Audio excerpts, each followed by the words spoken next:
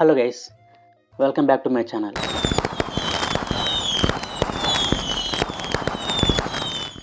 ఇప్పటి వరకు మనం 5 ఎపిసోడ్స్లో 5 chapters of book of Job discuss చేసాము.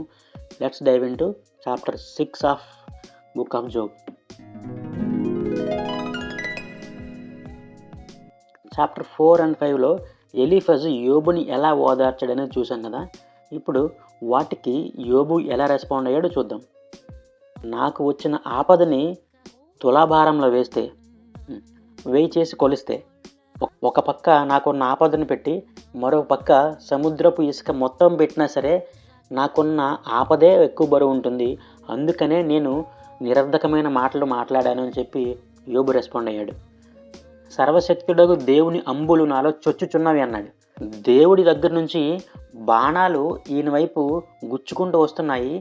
వాటిలో ఉండే విషమును ఈయన ఆత్మ తాగుతున్నది అని వ్యక్తం చేస్తున్నాడు. తన ఆస్తిని, తన కుటుంబాన్ని, తన ఆరోగ్యాన్ని ఒక్కొక్కటి కోల్పోతున్నాడు కదా. ఒకరి తర్వాత ఒకటి లైన్లు కడుతున్నాయి, క్యూ కట్టి మరీ యుద్ధం చేస్తున్నాయి ఈయనతోటి, ఈయనకు వచ్చే ఆపదలు అని చెప్తున్నాడు అనమాట. ఒక పని ఒక ఫ్లోలో జరుగుతూ ఉంటే అంతా సవ్యంగా జరిగింది అంటుంటాం కదా. అలా కాకుండా మధ్యలో ఆటంకాలు ఏర్పడితే ఎలా ఉంటుంది? దీనికి ఈయన కొన్ని ఎగ్జాంపుల్స్ ఇస్తున్నాడు. అడవి గాడిదకి తినడానికి పచ్చగడ్డి కావాలి, అది వేస్తే అది తింటుంది కానీ ఓనర్ పెడుతుందా? అలాగే మేత వేసినప్పుడు ఎద్దు రంకిలేస్తుందా తినకుండా? ఉప్పు లేకుండా ఎవరికైనా భోజనం పెడితే అది రుచిస్తుందా? అలాగే ఈయనకి ఇష్టం లేని వస్తువుని ఈయన భోజన పదార్థాల్లో పెడితే ఈయన తినగలడా అంటుంది. అంటే ఎవరికైనా సరే కొన్ని ఇష్టాలు ఉంటాయి, ఆ ఇష్టాల ప్రకారం వెళ్తే అంతా సవ్యంగా జరిగింది అంటాం.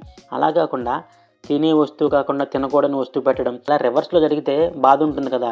అలాగంటే ఎవరైనా అనుకుంటారండి, నాకు ఇంత ఆపద వస్తుంది, నా కుటుంబంతో నాశనం అయిపోతుంది, నా ఆస్తులను కోల్పోతాను, నా ఆరోగ్యం అయిపోతుందని ఎవరు అనుకోరు కదా. అలా అన్ఎక్స్పెక్టెడ్ థింగ్స్ జరిగినప్పుడు ఇలాగ అన్ఎక్స్పెక్టెడ్గా మాటలు వస్తాయి. అటువంటి ఆపదను వ్యక్తం చేయడానికి నిరర్ధకమైన మాటలే నా నోట్లోంచి వస్తాయని చెప్పి యోబు తన ఫీలింగ్స్ని ఎక్స్ప్రెస్ చేశాడు. దేవుడు నా ఇష్టాన్ని నెరవేరుస్తాడు, దేవుడు తన ఇష్టానుసారంగా నన్ను నలుపును గాక, తన చెయ్యి జాడించి నన్ను నిర్మూలం చేయుగాక. అంటే నన్ను ఎంతవరకు శోధించడానికి దేవుడు ఇష్టపడుతున్నాడో అంత శోధనకు నేను సిద్ధంగా ఉన్నాను. నేనెంత వేదన పడుచుండినను దానిని బట్టి నేను హర్షింతును. అప్పుడైనా సరే పరిశుద్ధ దేవుని మాటలు నేను వినకుండా లేదని నేను ఆదరణ పొందునుగాక. నా బలం రాళ్ల వంటిదా, నా శరీరం ఇత్తడిదా అంటూ తన యొక్క ప్రస్తుత బలహీన స్థితిని వ్యక్తపరుస్తూ, దేవుడి యందు భయభక్తులు లేని గల వాళ్ళను కూడా స్నేహితులన్న వాళ్ళు ఆదరించాలి కదా. నా స్నేహితులు ఎలా ఉన్నారు అని చెప్పి ఈ ముగ్గురు స్నేహితులను ఉద్దేశించి యోబు కొన్ని మాటలు చెప్తున్నాడు. నా స్నేహితులు ఎండిన వాగు వలె ఉన్నారంటున్నాడు. వాగు అనేది దేనికి స్పెషల్? అందులో ప్రవహించే నీటికి స్పెషల్. నీరు లేకుండా వాగు ఎండిపోతే దానికి ఉపయోగం ఉంది చెప్పండి. అలాగే స్నేహితులు అన్నవాళ్ళు తన స్నేహితునికి ఆదరణ కలిగించకుండా, ఆపదలో ఆశ్రయం ఇవ్వకుండా, ఓదార్పునివ్వకుండా ఉంటే ఎటువంటి ఉపయోగం? ఎలీఫజ్ ఏ విధంగా అయితే నువ్వు ఏదో ఒక రహస్య పాపం చేసి ఉంటావు, నీతిమంతుల శిక్షణ అందరూ అని చెప్తూ యోబుని అనుమానిస్తున్నాడు. దానికి ట్రిగ్గర్ అయిన యోబు, నా స్నేహితులు ఎలాంటి వాళ్ళంటే నీరు లేని ఎండిపోయిన ప్రవాహం వంటి వారు అని చెప్తున్నాడు.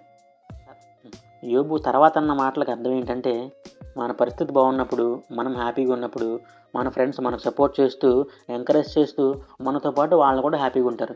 ఎప్పుడైతే పరిస్థితులు విషమిస్తాయో వాళ్ళ ఒరిజినల్ కలర్స్ బయటపడతాయి. అదే యోబు ఉద్దేశం ఇక్కడ. యోబు తన ఫ్రెండ్స్తో ఏమంటున్నాడంటే, మీరు ఆపదను చూసి భయపడుతున్నారు కదా, మీ దగ్గర నుంచి ఏమైనా ఎక్స్పెక్ట్ చేశానా? మీ ప్రాపర్టీలో షేర్ అడిగానా? నా శత్రువుల నుంచి నన్ను విమోచించమని అడిగానా? నాకు ఎక్కడి నుంచి అయితే ఆపదలు వస్తున్నాయో వాటన్నిటి నుంచి తప్పించమని అడిగానా? లేదు కదా. నాకు జస్ట్ ఉపదేశం ఇవ్వండి, నన్ను ఓదార్చండి, నేను సైలెంట్గా ఉంటాను. యథార్థమైన మాటలు బలమైనవి.